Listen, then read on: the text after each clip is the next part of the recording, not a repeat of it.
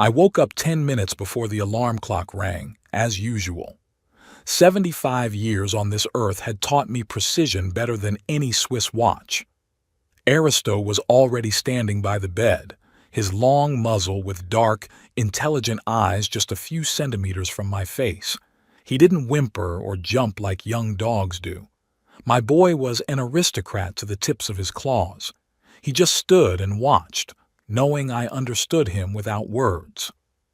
"Good morning, my friend," I murmured, reaching out to cup his dainty head. In another corner of the room, curled up on her pillow, slept Gertrude, my other greyhound. She was a little older than Aristo and preferred to lie down longer. In that, she and I were alike. Or rather, we used to be. Age and loneliness had turned me into a lark. I got out of bed slowly, feeling my knees crunch. The gout was making itself known again, but it was bearable. I'd had worse. I threw on an old plaid robe and waddled into the kitchen. The little house on the outskirts of Bowers where I'd lived for the past 5 years was far from luxurious, but I loved it. No extra rooms, no spaces filled with emptiness and silence. Just the essentials: a bedroom, a living room with a fireplace, a kitchen, and a small backyard for the dogs. Pouring water into the kettle, I looked at the calendar. May 23rd, Thursday. The day Eleanor left me for good, 8 years ago. I don't know why I still mark these dates. The doctor said that memory fades with age, but mine, as luck would have it, remained crystal clear, especially about loss. "Ellie," I whispered, looking at the picture on the kitchen table. "If you could see what our family had become." She was smiling at me from a picture taken on our 40-year anniversary. It was the last holiday we celebrated together. 3 months later, she was diagnosed with cancer, and another 6 months later, I was alone. Well, not really alone. I had Nathan, our only son, our pride and joy. The kettle boiled, snapping me out of my memories. I brewed a strong black tea, another habit Dr. Burgess had advised me to give up. "At your age, Mr. Pemberton, you'd better switch to herbal teas," he said, with that condescending smile one saves for old people and small children. Doc didn't realize that that cup of strong tea in the morning was one of the few pleasures left in my life. Like my dogs, like Eleanor's picture. Speaking of dogs. Gertrude entered the kitchen at the sound of the kettle. Unlike the energetic Aristo, she moved with the grace of an aging ballerina, slowly but with dignity. "Are you awake, princess?" I smiled, leaning over to stroke her head. "Let's have breakfast now." Breakfast for the three of us was simple but nutritious. For me, oatmeal with a bit of butter and a handful of blueberries. For the dogs, premium dry food mixed with a little canned meat. People are often surprised to learn how much I spend on feeding my greyhounds. Strange priorities for a retiree, they say. They don't realize that Aristo and Gertrude are the last creatures on this earth who look at me with genuine love. After breakfast, it was time for our morning walk.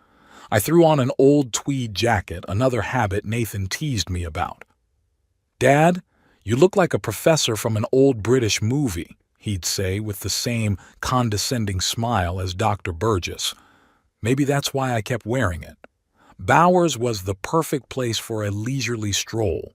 A small town where everyone knew each other, where there was none of the hustle and bustle of big cities. I had chosen it for a reason after Eleanor's death. No one here looked at me with pity, like old friends in Riverdale, where we had lived most of our lives.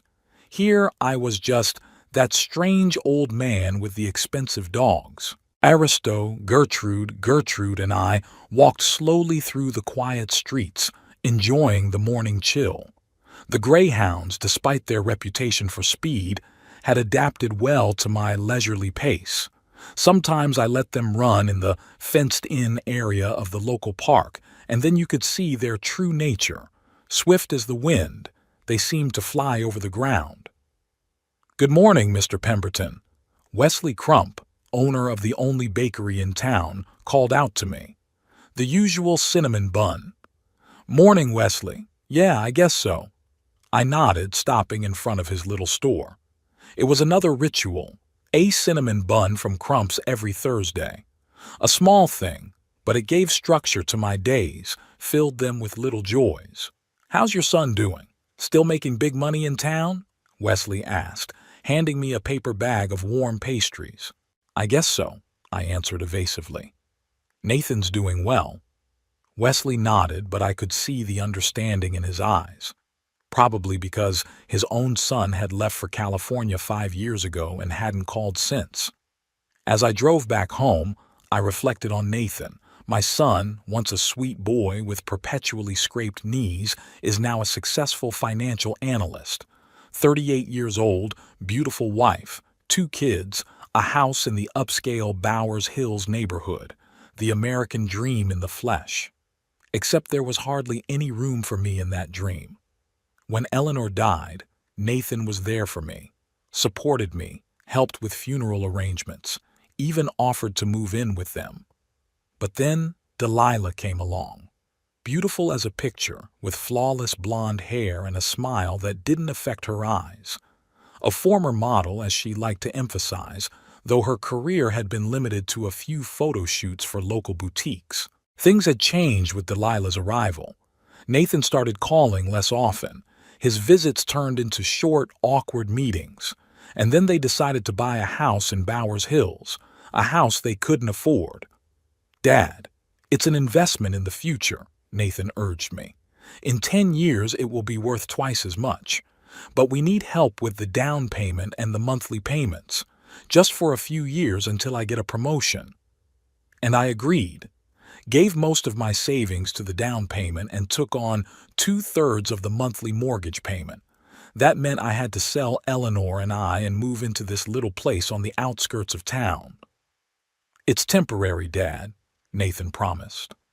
"As soon as I'm back on my feet, we'll pay you back." That was 5 years ago. Since then, Nathan had gotten 2 promotions and Delilah had a collection of designer handbags. But somehow, the talk of a refund had faded into oblivion. When I got home, I found a blinking light on my answering machine. In the age of smartphones, I remained faithful to the old landline phone with an answering machine, another one of old man Pemberton's oddities. "Dad, it's Nathan," came my son's voice from the speaker. "I need a reminder about the family dinner tonight. Delilah's making your favorite lasagna.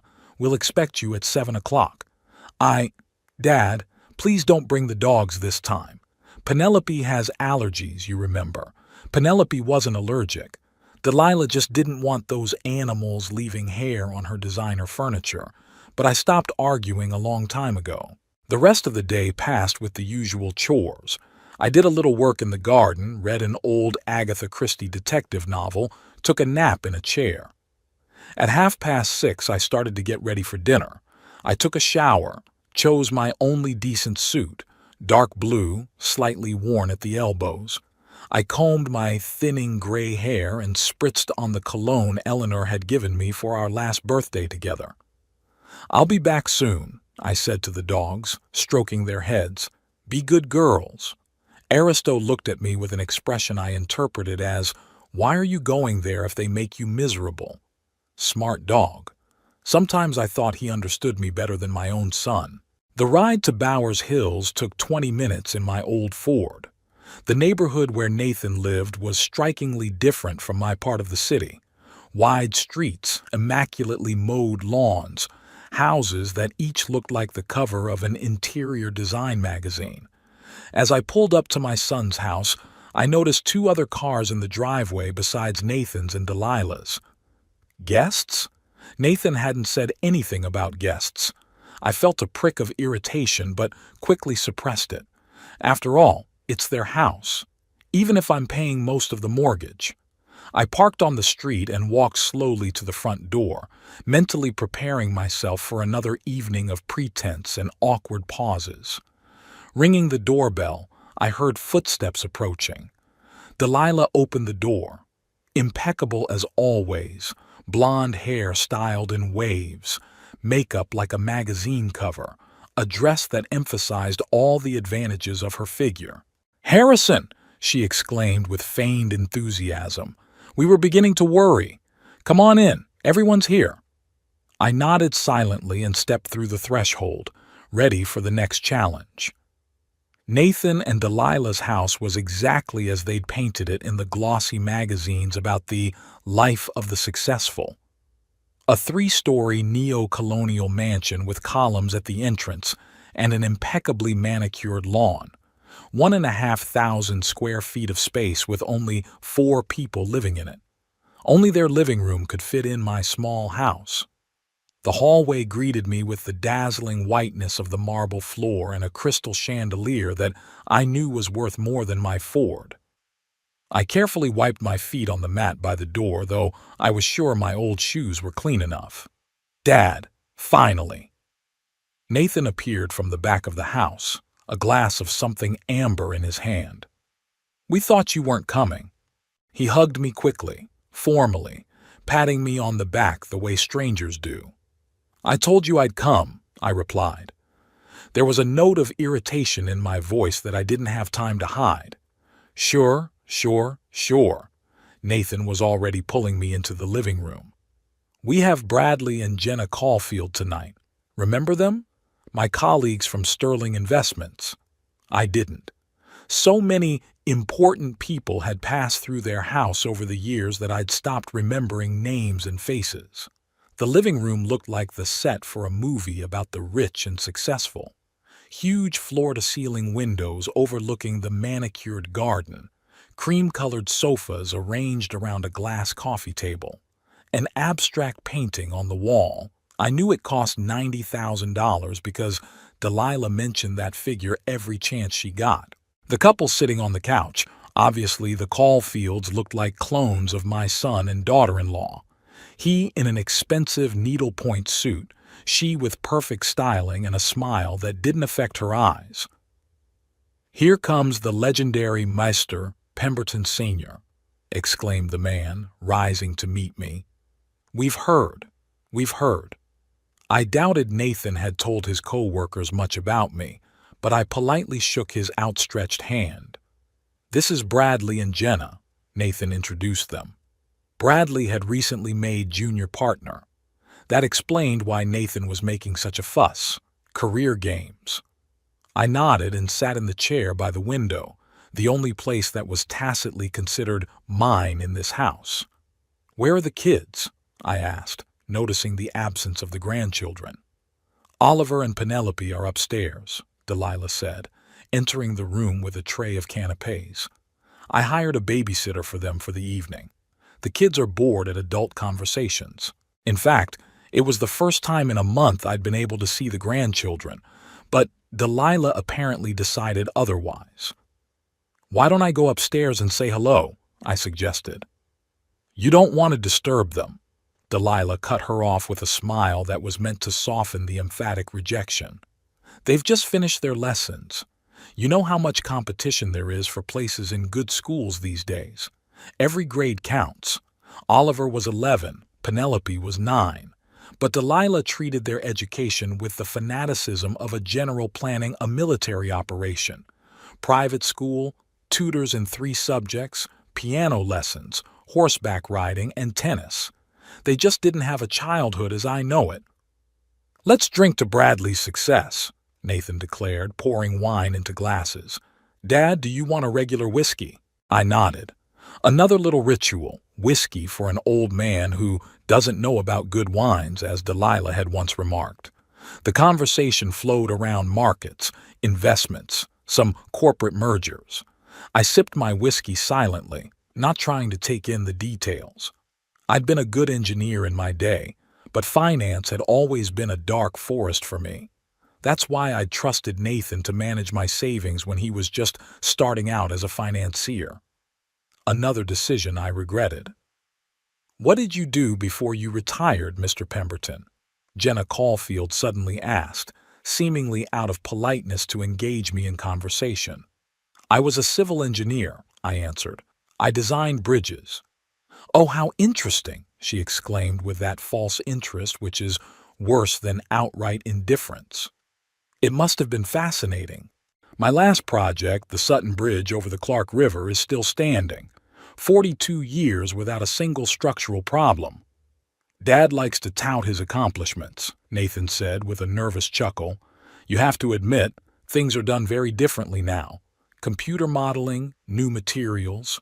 The principles are the same, I argued. Good engineering never gets old. Neither does good wine. Bradley picked up on this, apparently sensing the tension. By the way, Nathan, this Chateau Margaux is excellent. 97th year? 2000, Nathan answered proudly. Delilah and I brought back a few bottles from our last trip to France. I thought about the fact that the trip to France had probably been paid for out of the money that was supposed to pay off the mortgage too, but I kept silent, not in front of guests. Delilah appeared from the kitchen, announcing that dinner was ready. We moved into the dining room, another space demonstrating the wealth of the owners. A solid oak table, an antique sideboard, silver candelabras. It all looked like it had been rented from a museum. Delilah made the lasagna herself, Nathan said proudly when we were seated. I couldn't help but smile skeptically. Cooked it herself, in Delilah's vocabulary, meant instructed the housekeeper. But then again, not in front of guests. Harrison, you were in Italy, weren't you? During the war? Delilah asked, arranging the lasagna on the plates. After the war, I corrected. 52nd. I was in the engineers helping rebuild the infrastructure. How patriotic, she nodded with the same fake smile. You know, my grandfather fought in the war too. Korea, I think. Or Vietnam. I don't remember exactly. The difference between Korea and Vietnam was about 20 years, but I didn't bother pointing that out. Historical accuracy was clearly not high on Delilah's list of priorities. Anyway, that's all in the past, she continued. It's a different world now, isn't it? Technology, globalization. Sometimes I think it must be hard for the older generation to keep up with all these changes. Here it is. The first hint of my backwardness. Every generation has its own challenges, I replied with restraint. But the basic principles remain the same. Honesty, responsibility, caring for loved ones. Of course, Delilah interrupted. No one argues with eternal values. It's just that the world is moving so fast these days. For example, our Oliver is already creating some programs on the computer and he's only 11. Can you imagine? Impressive, I agreed. Although in my generation, kids his age already knew how to fix radios and assemble simple electrical circuits. Well, that was more out of necessity, wasn't it? Delilah smiled indulgently. Not that you had a choice, unlike the kids of today. I felt myself boiling but held back. It was another of Delilah's attacks, a seemingly innocent remark, but with the clear implication that your time had passed. Speaking of children, Nathan interjected, sensing my mood. Bradley, your son is at St. Thomas Academy, isn't he? How is he doing?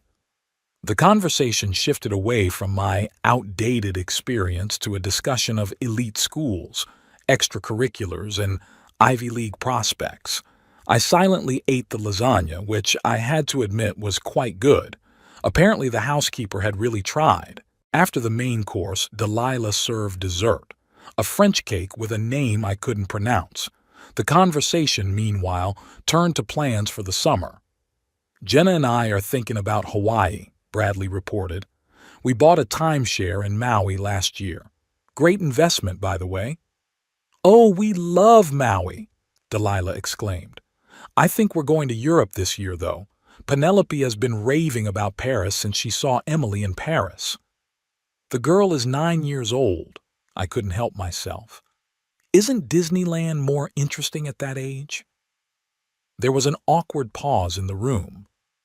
Dad, Nathan said with a strained smile, Penelope is very advanced for her age. She's already developing excellent taste. Yes, Harrison, Delilah said. The children of today are not like the children of your time. They're developing much faster. They're more self-aware. Psychologists say it's the result of information accessibility.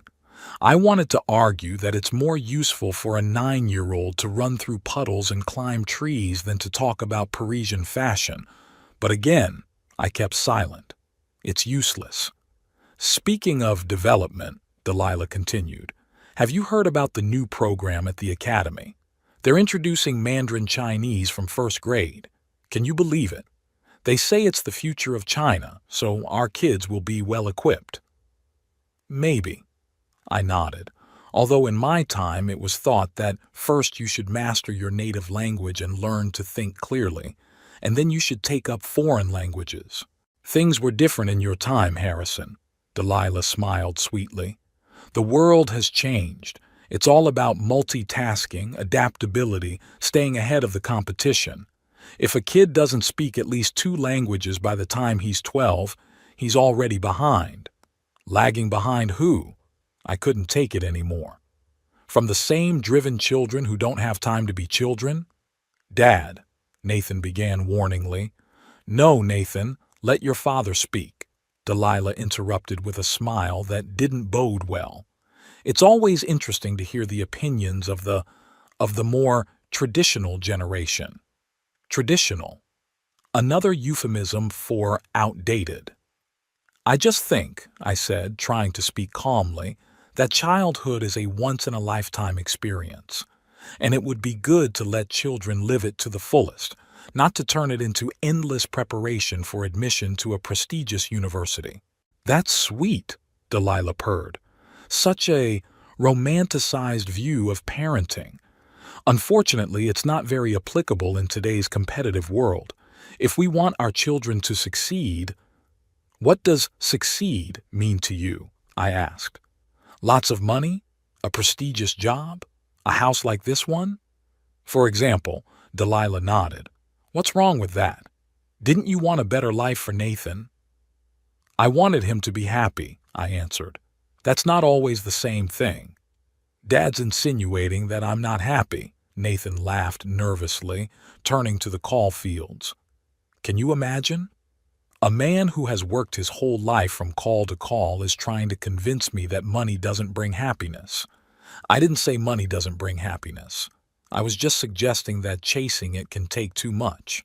But Nathan, as always, only heard what he wanted to hear. Your father is just concerned about you, Bradley Caulfield said diplomatically. It's natural. Oh, we know, Delilah nodded.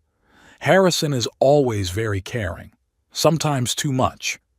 She emphasized the last word so that there was no doubt that, in her eyes, my caring was more of a hindrance than a help. The rest of the dinner was relatively peaceful.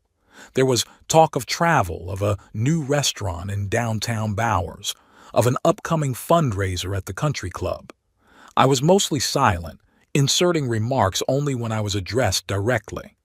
After dessert, the Caulfields began to pack up to go home. Jenna said something about the babysitter not being able to stay late. Delilah walked them to the door with promises of seeing them soon and having a weekend together. When the door closed behind the guests, the atmosphere in the house instantly changed. Delilah turned to me, and her smile became noticeably colder. Was it necessary to make a scene about parenting? She asked. Bradley and Jenna must have thought you were judging them too. I wasn't judging anyone, I countered. I was just stating my opinion. Which no one asked for, Delilah cut me off. Seriously, Harrison, sometimes it's better to just smile and nod, especially when it comes to the people your son's career depends on. Delilah, Nathan began conciliatorily, Dad just... No, let him speak, Delilah interrupted him. I want to hear what else we are doing wrong in the eyes of the great sage Harrison Pemberton. I took a deep breath, holding back my irritation. This was exactly what she was trying to do, to provoke me into conflict so she could accuse me of disrespect. I think I'll go home, I said, rising. Thanks for dinner. But you didn't even get to see the kids, Nathan protested. Some other time, I said. Since they had such a busy schedule, I didn't want to intrude. Delilah let out a short laugh, which I chose to ignore. Nathan walked me to the door looking embarrassed and a little guilty. Dad, you do realize that Delilah is she's just very ambitious about the kids, he said quietly. She wants the best for them. Like we all do, I nodded. It's just a question of what's best. Nathan shifted uncomfortably from foot to foot, clearly not knowing what to say. Okay, son, never mind, I patted him on the shoulder. I'll see you next week. As I stepped outside, I took a deep breath of the cool evening air. For some reason, I remembered my father's words to me years ago. Son, wealth is not something you have. It's what you can do without. As I looked at the huge house that glowed with lights through the twilight, I thought to myself that my son and his family never seemed to have internalized this simple truth. The next visit to my son's house was 2 weeks later. This time the occasion was a family meeting about summer vacation. Nathan called me Thursday morning, his voice sounding strangely enthusiastic. Dad, we're having a little meeting about summer vacation on Saturday. Be there by 3. Delilah wants everyone to speak up. That last sentence made me chuckle. Delilah and everyone has their say are mutually exclusive. Usually she just announced her decisions, waiting for approval and admiration. But I'd agreed to come. Perhaps it was a chance to spend some time with my grandchildren, whom I was seeing less and less often. On Saturday, the weather was remarkably pleasant. Light breeze, sunshine, not a cloud in the sky. A perfect day for a walk with the dogs. Aristo and Gertrude clearly shared my opinion, reluctantly returning home after their morning walk. I'll be back soon, I promised them, scratching behind their ears. And then maybe we'll go for another walk. The greyhounds looked at me doubtfully. They knew as well as I did that visits to Nathan's were rarely short and rarely ended in a good mood. On the way to Bowers Hills, I pondered what might be a good option for a family vacation. An unexpected idea came to mind. Crystal Lake, where Nathan, Eleanor, and I spent a few summer vacations when my son was about 9 or 10 years old. We rented a small shore house there, fished, swam, and roasted marshmallows by the fire. Nathan loved those trips. I wonder if he remembers. I parked in front of my son's house at 3 o'clock sharp. Nathan opened the door, which was rare. Usually the housekeeper or Delilah did it. Dad, I'm glad you could make it. He hugged me again with the same formal embrace I was used to receiving. You know I'm always happy to see you, I replied, as I made my way into the house. Everyone was already gathered in the living room. Delilah was sitting in a chair like a throne, flipping through some glossy magazine. Oliver was frowning, sitting on the couch, staring at a clipboard. Penelope was on the floor, drawing something in a sketchbook. "Grandpa!" Penelope exclaimed, jumping up and rushing over to me.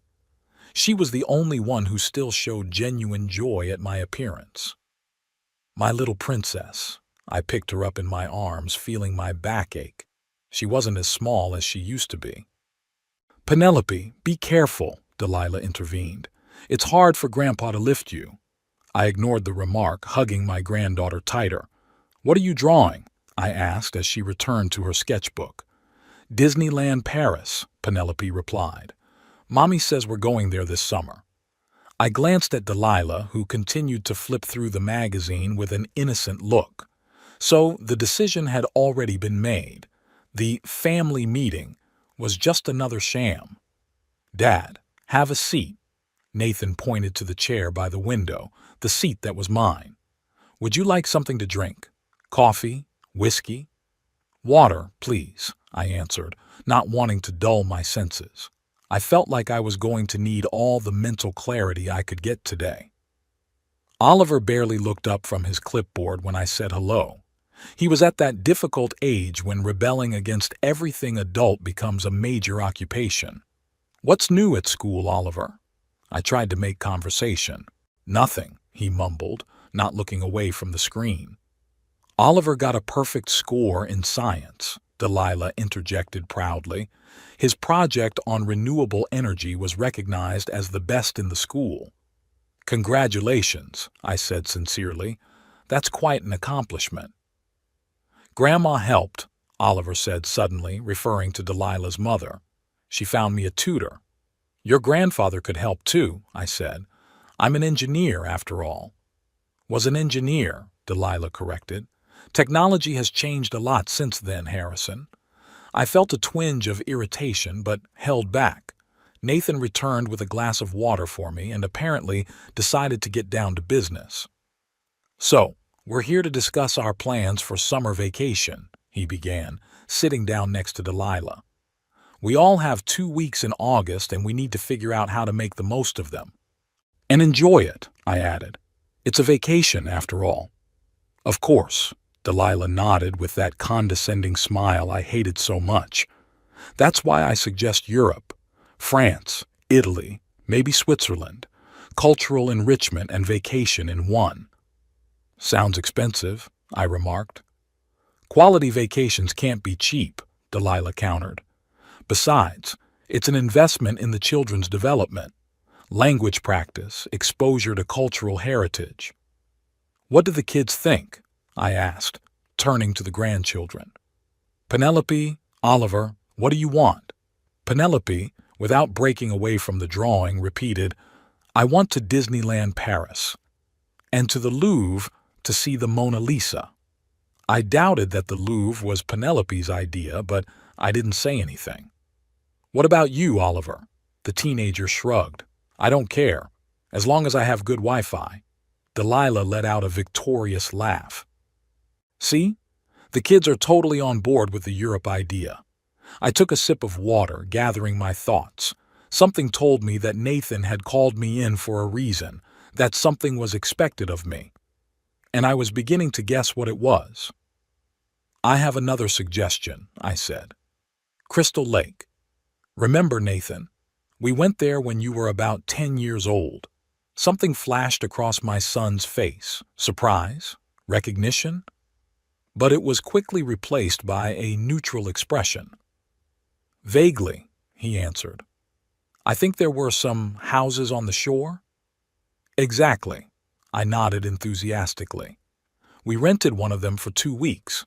We fished, swam, hiked in the woods. You caught your first base then, remember? You were so proud that you wouldn't let us cook it, insisted on letting it go back into the lake. Nathan smiled weakly, apparently remembering something. Yes, I think there was something like that. We could rent the same cabin, I continued, or even buy it if you like it. It would be a great place for a family vacation. Fresh air, nature, no hustle and bustle. The kids could learn to fish, make a fire.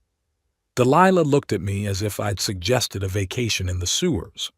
Harrison, she said with undisguised disgust, are you seriously suggesting that we spend 2 weeks in some cabin in the woods, with no amenities, with mosquitoes and other insects?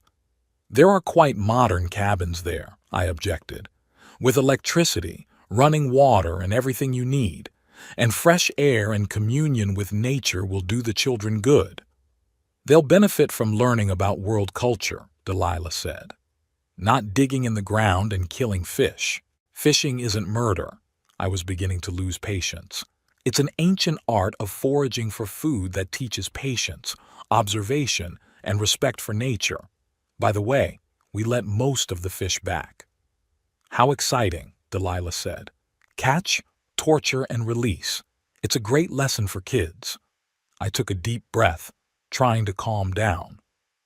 Look, Delilah, I'm just offering an alternative, an option that would allow the family to bond, to spend time together without the distractions of smartphones, tablets, and other gadgets.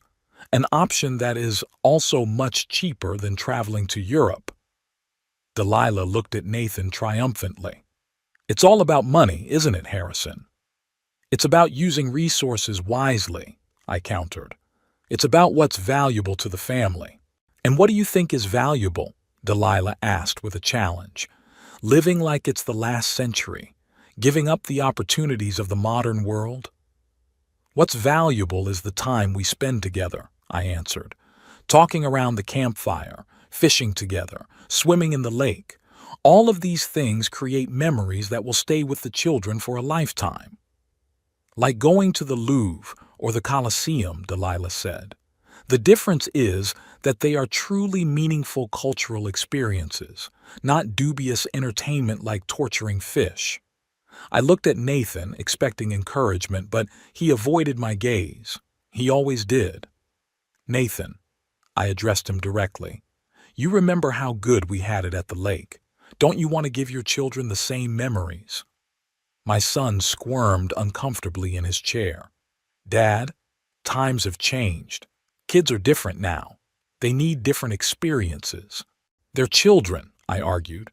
They need childhood, real childhood with games, adventures, discoveries, not endless excursions to museums and cathedrals that don't interest them.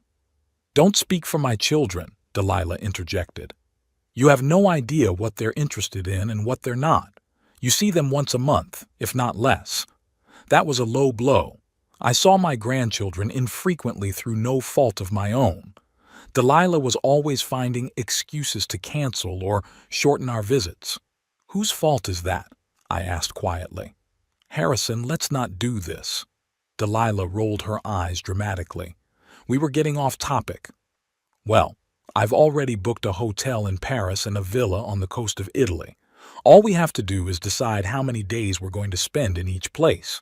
Already booked? I questioned. Then why all this farce with the family council? It's not a farce, Delilah said indignantly. We're actually discussing the details, and it would be nice if you contributed to the trip since you care so much about family values. That's it. That's why they called me. They wanted me to pay for part of their European tour. So it's still about money. I felt the anger building inside me. Not on my part, but on yours. Delilah gave me a look of hurt innocence.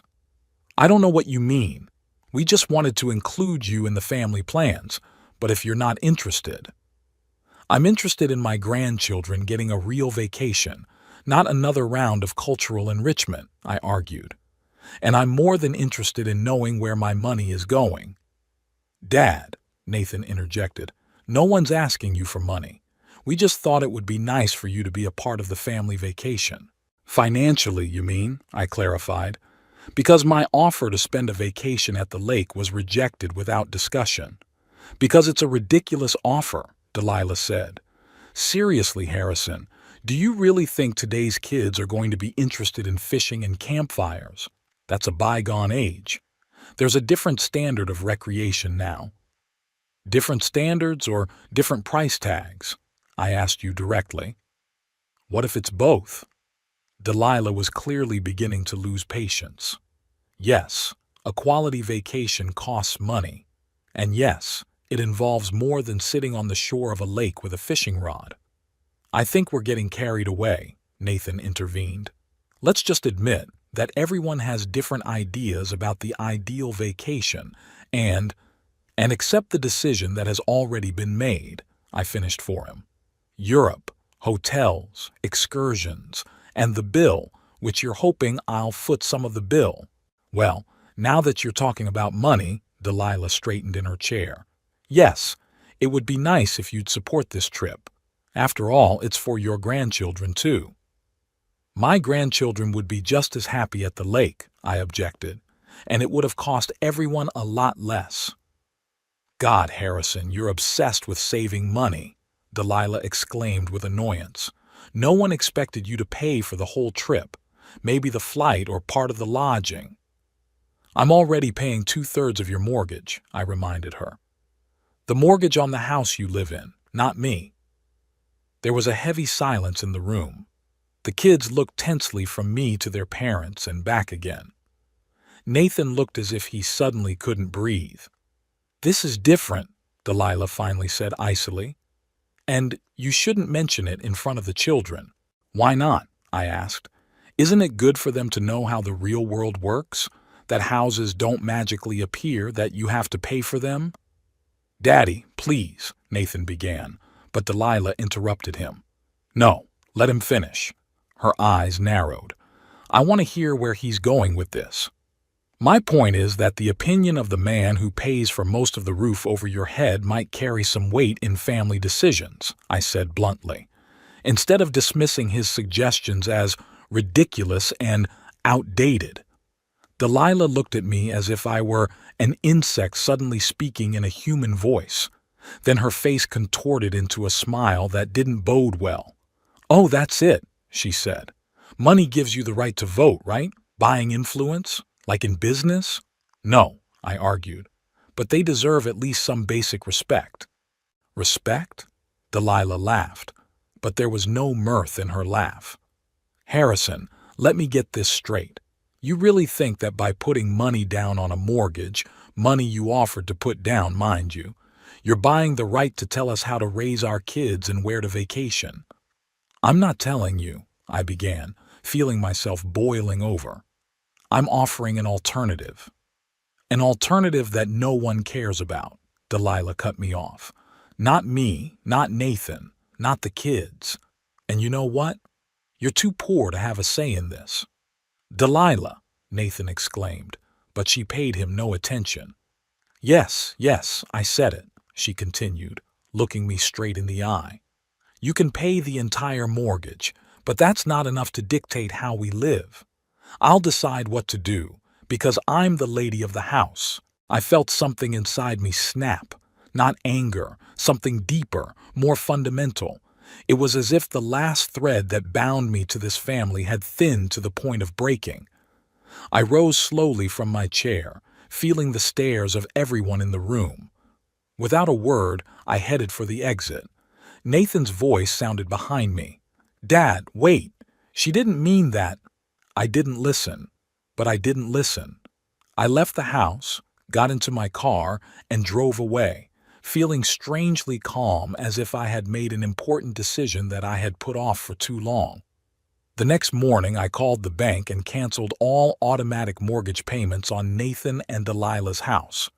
After calling the bank, I experienced a strange feeling, a mixture of guilt, anxiety, and relief, like I'd lifted a heavy weight off my shoulders that I'd been dragging around for years without noticing it was bending me to the ground.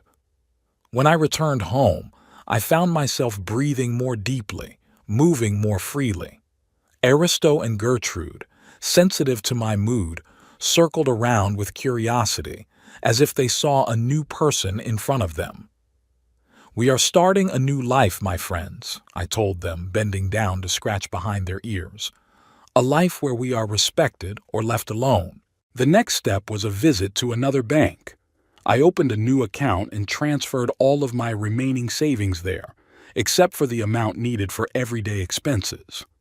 Nathan had access to my main account, just in case, as he said when he suggested it years ago. Not once after that did we discuss whether he used that access. I preferred not to know, but now I wanted to be sure that every cent of my money was controlled only by me. The bank teller, a young man named Wilfred Tench, listened with genuine concern to my request for maximum protection for the new account. "Mr. Pemberton, we can set up two-factor authentication and alerts for any access attempts," he suggested. "I also recommend that you change any passwords associated with your finances." I nodded, inwardly amazed at how far I was willing to go to protect my money from my own son. But every time doubt began to gnaw at me, I remembered Delilah's words, "You're too poor to have a say," and determination returned. I spent the rest of the day getting my finances in order, canceled the automatic payments I'd been making to Nathan's account for years. I found out that I'd been quietly paying not only the mortgage, but also their home insurance, their annual pool maintenance, and their country club membership. I was amazed at how much money was flowing out each month to support their lavish lifestyle. By evening, I felt wrung out but strangely refreshed. I decided to celebrate my financial liberation with a simple but symbolic gesture. I ordered delivery from the best steakhouse in Bowers. 2 excellent steaks, one for me, the other shared by Aristo and Gertrude. They deserved a feast as much as I did. The next morning was clear and crisp. I woke up before my alarm clock, feeling a vigor I hadn't felt in years. I decided to mark the day with a special walk. Instead of our usual route through the neighborhood, The dogs and I went to Riverside Park, a vast expanse on the outskirts of Bowers with wooded trails and open lawns where the greyhounds had plenty of room to run around. As I watched Aristo and Gertrude strutting across the grass, I felt a rush of pure joy. They were beautiful in their swiftness and grace. Their joy in simply running, in the freedom of movement, was so genuine, so untainted. I thought I should follow their example of enjoying the moment without complicating it with unnecessary worries and regrets. "Good dogs," said an elderly man passing by. "Greyhounds?" "Yes," I answered proudly. "Russian hounds, aristocrats of the dog world." "And not cheap, I suppose," the stranger grinned. "Worth every penny," I replied. "They give more love and joy than most people." The man nodded understandingly and walked on, and I looked at my dogs and thought that maybe that's what wisdom is all about, putting your resources, time, and love into something that truly enriches your life. At home, I discovered 3 missed calls from Nathan. They started last night and continued this morning. I didn't bother to call back. I wasn't ready for that conversation yet. Instead, I decided to do something I'd been putting off for a while. I pulled boxes of old photos and letters out of the attic. I dismantled the bookshelves, setting aside some of the books to donate to the local library, fixed a creaky floorboard in the hallway, and replaced a burned-out light bulb in the basement. Each completed task was satisfying. I suddenly realized that I had been living in a state of limbo for the past few years, constantly putting off my own needs and desires for the sake of Nathan and his family. Now it was as if I was back to myself, taking charge of my own life. By noon, the calls from Nathan had increased in frequency. In between, calls from an unknown number, probably Delilah's. I muted the sound on my phone and continued my studies. After lunch came a text message. "Dad, we need to talk. It's urgent. It's about the house." I didn't respond. In the evening, the doorbell rang. I looked out the window and saw Nathan's car in the driveway. Well, that was to be expected. Taking a deep breath, I went to open the door. Nathan looked disheveled and worried. His usually immaculate clothes were wrinkled and his eyes were red from sleep. "Dad," he began without greeting, "what's going on? Why aren't you answering your cell phone?" "Come in." I stepped aside, letting him into the house. "Would you like some tea?" "Tea?" Nathan looked at me puzzled. "Dad, we have a problem. The bank sent a late notice on the mortgage. They say your payment hasn't been received." "I know," I said calmly. "I canceled it." Nathan stared at me as if I were speaking an alien language. "Canceled it? But why?" "Sit down," I pointed to a chair in the living room. "Let's talk like adults." Nathan lowered himself into the chair uncertainly, looking at me with a puzzled expression.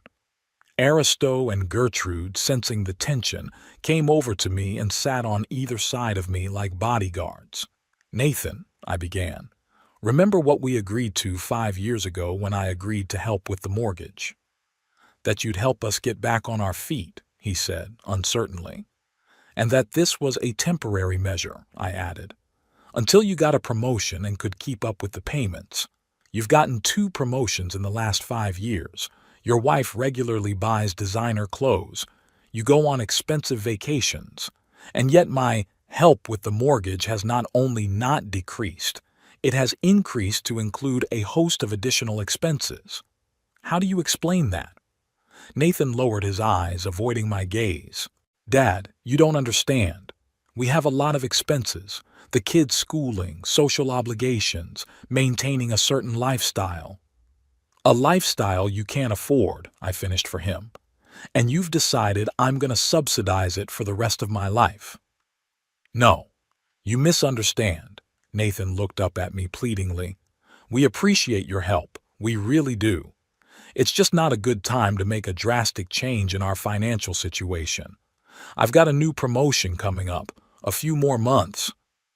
"You said the same thing a year ago," I interrupted him. "And 2 years ago." "Nathan, it's not about the money. It's not just about the money. It's about respect. "We respect you, Dad," he exclaimed. "How can you doubt it?" "You're too poor to have a say," I quoted his wife as saying. "I'll decide what to do because I'm the mistress of the house. Is that respect, do you think?" Nathan turned pale. "That's not what Delilah meant," he began. "She was just overreacting. You know how emotional she is." "No, Nathan," I shook my head. "Delilah said exactly what she meant. And you know what? She did me a favor. She opened my eyes to the truth." I stood up and walked over to the window, looking out at my small, manicured yard.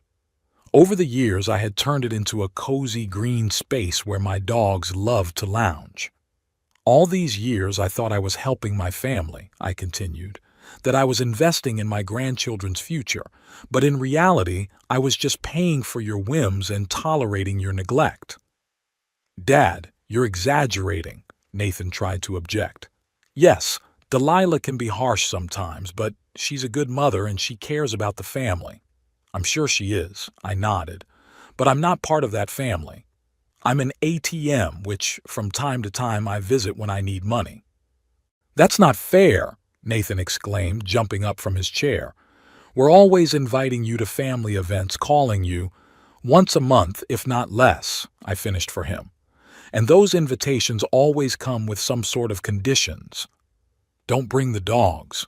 Don't talk politics. Don't tell your old stories. I feel unwelcome in your home, Nathan, a house that I'm paying for in large part, by the way.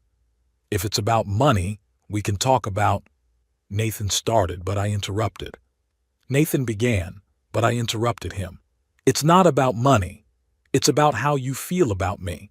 It's about how you see my opinions, my experience, my values as outdated and unnecessary. It's that you see me only as a source of money, not as a living person with feelings and dignity." Nathan was silent, digesting my words. His eyes flashed with either realization or calculation of how best to handle the situation. "Dad," he finally said, "I realize that Delilah and I have hurt you, and I'm truly sorry for that.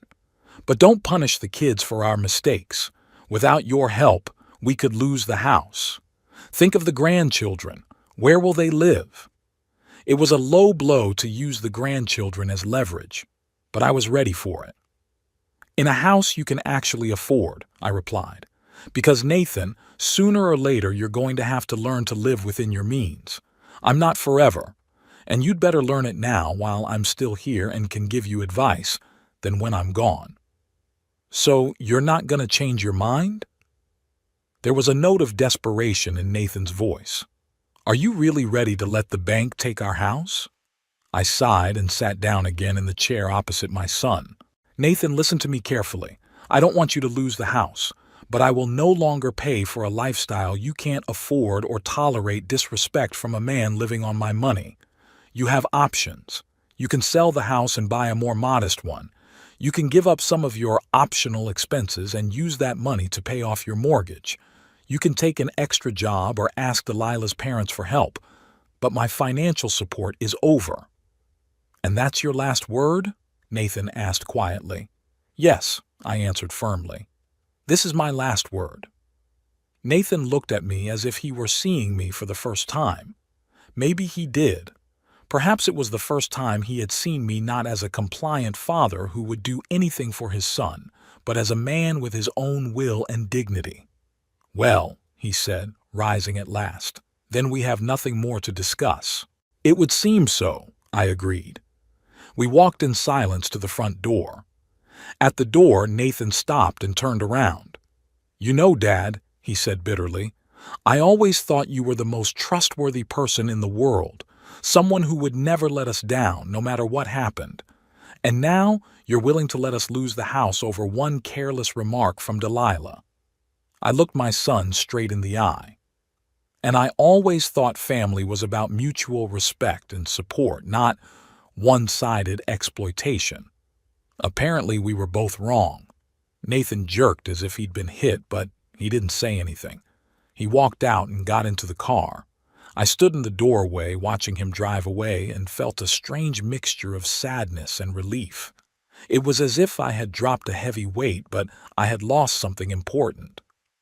Aristo and Gertrude approached me, silently offering their support. I leaned over and hugged them, feeling their warmth and love soothe the pain of this moment. "We'll make it, guys," I whispered, stroking their silky fur. "We'll live for ourselves now." That evening I sat on the back porch for a long time, watching the setting sun color the sky in shades of pink and gold. Aristo and Gertrude dozed at my feet, occasionally opening their eyes to make sure I was still around. I thought about how strangely life works. Sometimes you have to lose something to gain something more valuable. In my case, self-respect. The phone in the house kept ringing, but I paid no attention to it. That chapter of my life was closed. It was time to start a new one. The 3 days after Nathan's visit passed in blissful silence. I turned off the landline and put my cell phone on silent, occasionally checking for messages. There were a lot of them, angry tirades from Delilah, interspersed with Nathan's exhortations. I didn't respond. Instead, I savored the freedom. Long walks with Aristo and Gertrude around the Bowers neighborhood, reading books that had been set aside for a later date that was never coming, even started writing a memoir not for publication, but for myself. It was as if he was summarizing his life and at the same time opening a new chapter of it. On the 4th day, the silence was broken by the doorbell. I looked out the window and saw Delilah's white Mercedes in the driveway, an uninvited guest. My first impulse was to ignore the call, but then I decided it was time to set the record straight. I opened the door, holding the door for Aristo and Gertrude, who were staring warily at the visitor. Delilah looked different, not as immaculate as usual. Hair gathered into a simple ponytail, minimal makeup, clothes more practical than designer. She was clearly striving to give the impression of modesty and remorse. "Harrison," she began with a forced smile, "may I come in? We need to talk." I stepped back silently, letting her into the house. Delilah stepped hesitantly across the threshold, glancing warily at the dogs. "They don't bite," I said, "unless they sense falseness." Delilah grinned nervously, clearly not appreciating the joke. "Well, have a seat." I pointed to the chair in the living room, the same one Nathan had recently sat in. "Tea?" "No, thanks," she shook her head, sinking down on the edge of the chair. "I won't be long. I just wanted to clear the air." I sat down across from her, looking at her expectantly. Aristo and Gertrude lay at my feet, keeping their wary eyes on their guest. "Harrison," Delilah began after an awkward pause. I realized that what I said at the family council sounded unfortunate. I want to apologize for that. I was emotional and spoke out more harshly than I should have. I remained silent, waiting for it to continue. Delilah squirmed in her chair. "You know how much I care about the children's future," she continued. "Sometimes it makes me overreact, but I never meant to hurt you or diminish your contribution to our family." "And yet you said I was too poor to have a say," I reminded her, "and that you'd make up your own mind because you're the lady of the house.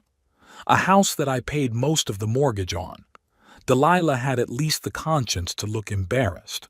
"I overreacted, Harrison. You know my temper, but it doesn't reflect how I really feel about you. Nathan and I really appreciate your support, and so do the kids. Penelope asks about you all the time." "Really?" I raised an eyebrow. "And a month ago, when I offered to take her to the dog show, you said she had an important piano lesson she couldn't miss." "It was a misunderstanding." Delilah looked away. "Look, Harrison, we all make mistakes. I admit I haven't always been fair to you. But is that really worth destroying everything we've built? Kids love their home, their school, their friends. You don't want them to suffer because of my stupid outburst, do you? More manipulation through the grandkids. I expected this." "The kids will adapt," I replied calmly. They might even benefit from learning that life has its challenges and that not everything is a snap of the fingers or a checkbook. Delilah straightened up sharply, showing her true face for a moment: evil, calculating. But she quickly returned the mask of remorse. Harrison, I understand your resentment, but think of Nathan. He's your only son. You don't want to ruin your relationship, do you? Our relationship wasn't ruined yesterday, I argued. It wasn't because of my decision to stop making payments. It had been ruined for years, every time Nathan let you treat me with disrespect, every time he forgot to call or canceled an appointment, every time he asked for money without wondering if I needed it. It's not fair, Delilah exclaimed, losing control. Nathan always respected you. He consulted with you on important matters. Like what? I interrupted. Name one important thing Nathan had asked my advice on in the last year. Delilah opened her mouth, but she couldn't say anything, because there hasn't been one. Exactly, I nodded. I was only needed as a source of funding. And you know what? I'm tired of that role. I deserve more than that. I deserve respect, attention, love.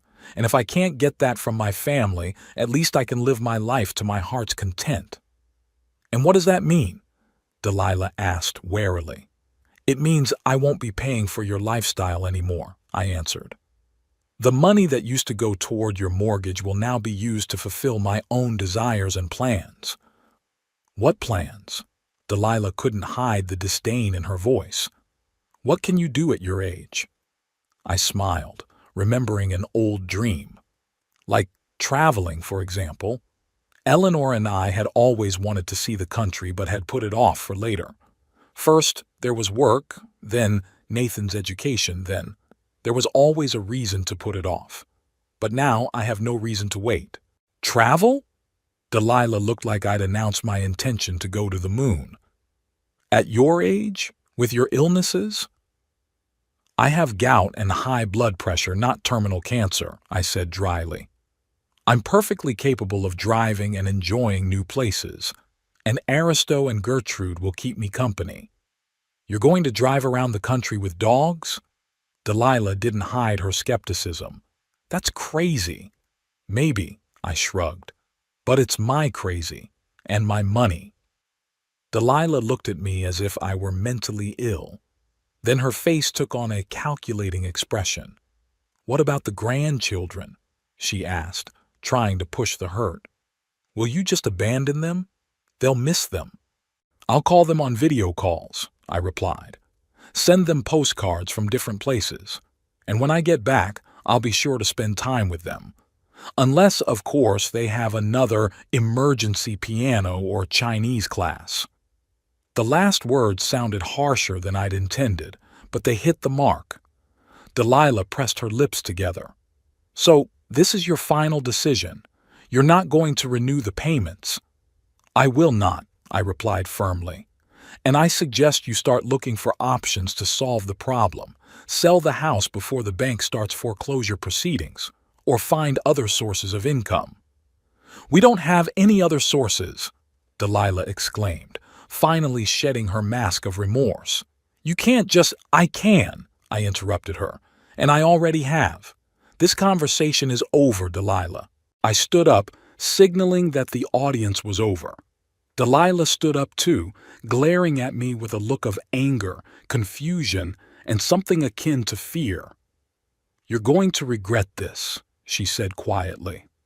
When you're all alone, when your precious dogs are dead and your children and grandchildren are gone, you'll regret it. Maybe, I agreed. But you know what's worse than being alone? Being surrounded by people who only see you as a wallet. I've been there, and I don't want to be there anymore. Delilah turned and walked out, slamming the door so hard the glass rattled. I heard her start the car and drive away, tires shrieking. Aristo came over and rested his muzzle on my knee, looking concerned. I stroked him, feeling my hands shaking. It's okay, boy, I told him. We're going to make it through this. Over the next 2 weeks, I busily engaged in preparations for the trip. I started with a visit to Dr. Burgess, who, to my surprise, supported my idea. Moderate exercise and new experiences can be very beneficial at your age, Mr. Pemberton, he said, prescribing my usual medications with a few months' supply. Just remember to take your medication regularly and keep an eye on your blood pressure. The next step was to buy a trailer. I settled on a compact model, spacious enough for me and the dogs, but not too cumbersome to drive.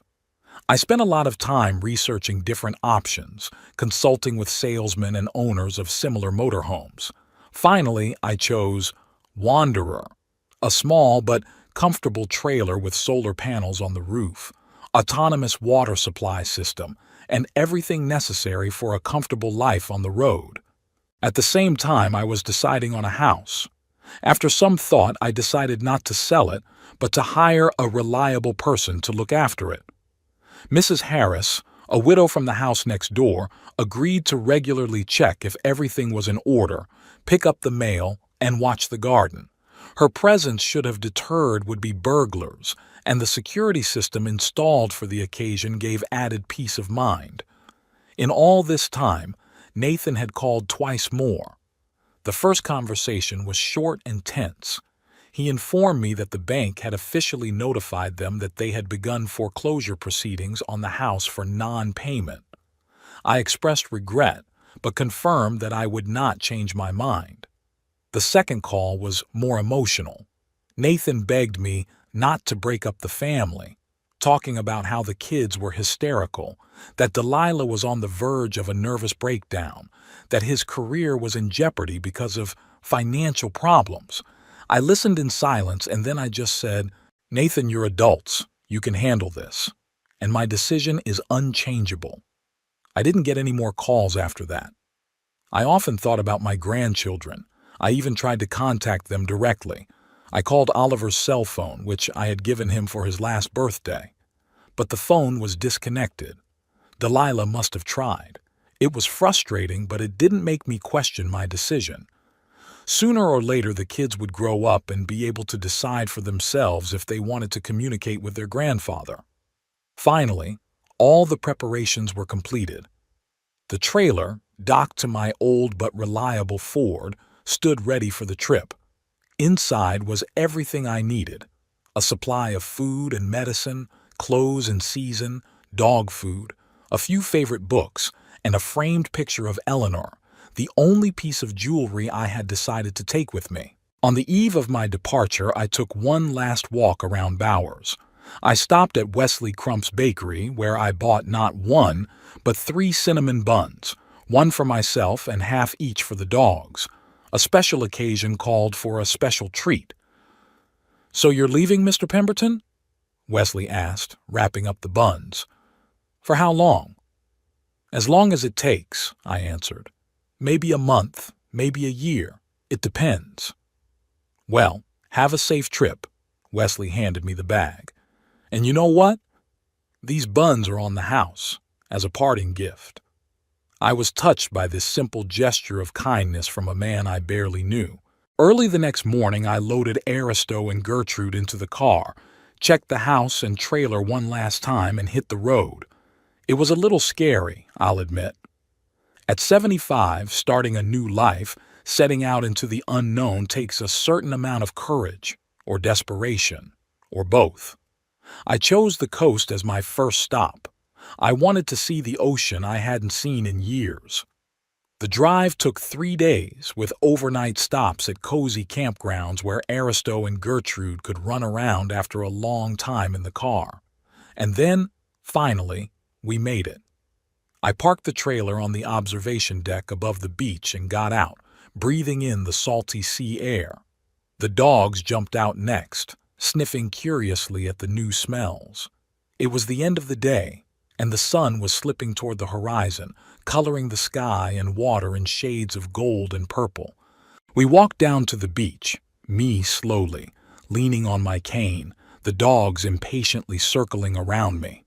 The sand was cool and damp under my feet. The waves rolled in measuredly, leaving a lacy foam on the shore.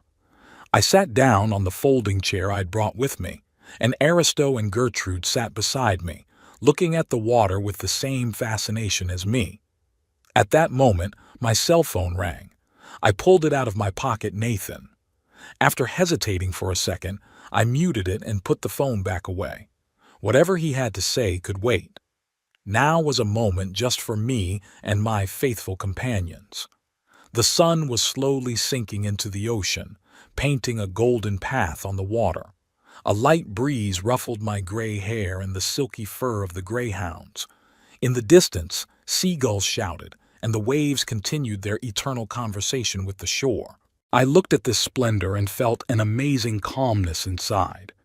For the first time in many years, I was absolutely free from obligations, from the expectations of others, from the role that had been imposed on me and that I had been playing for too long, free to choose my path, my life, my happiness. "See, Ellie?" I whispered to my wife, as if she could hear me through time and space. "I made it to the ocean after all. I wish you were here, but I hope you'd approve." Aristo laid his head on my knee, looking up with his intelligent eyes. I petted him, feeling a lump in my throat. "It's okay, boy," I told him. "Everything is going to be okay now." And in that moment, looking out at the sunset over the vast ocean with the dogs at my feet and the whole world ahead of me, I knew I was telling the truth.